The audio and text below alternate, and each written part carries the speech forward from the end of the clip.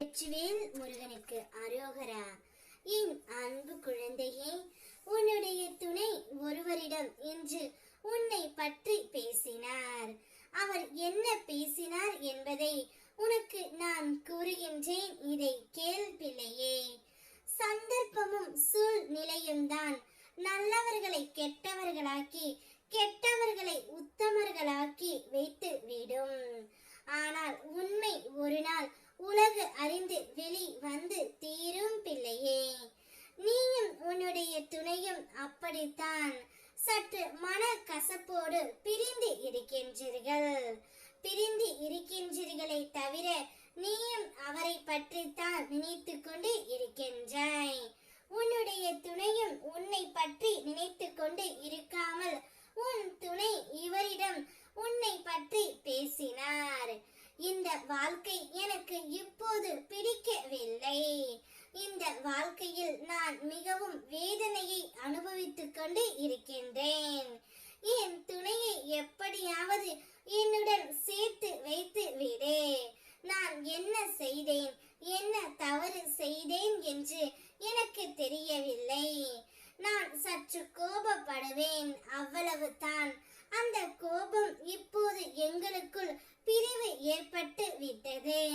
அந்த பிரிவினால் நான் மிகவும் கஷ்டப்படுகின்றேன்.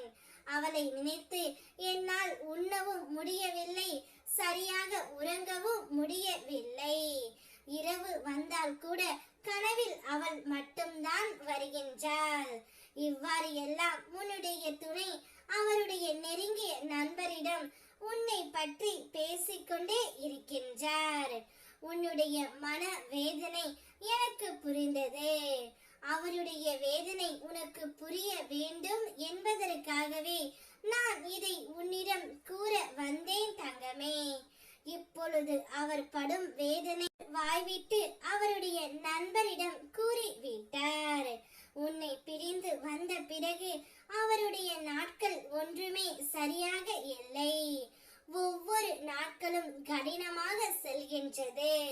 உன்னுடன் இருந்த நாட்கள் அழகான நாட்கள்.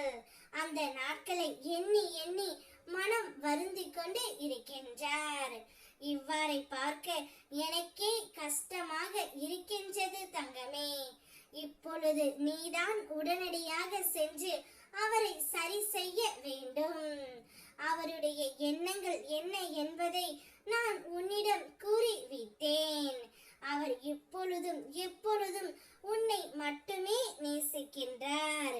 நீ மட்டுமே அவருக்கு பொருத்தமான ஜோடி. உன்னை விட்டு அவர் இனி எங்கும் செல்ல மாட்டார். இனி வாழ்ந்தால் உன்னோடு மட்டும்தான் என்ற முடிவையும் அவர் எடுத்து விட்டார். நீங்கள் இருவரும் இனி சந்தோஷமாக வாழப் போகின்றீர்கள். வேல்வேல் வெற்றிவேல் முருகனுக்கு அரோகரா.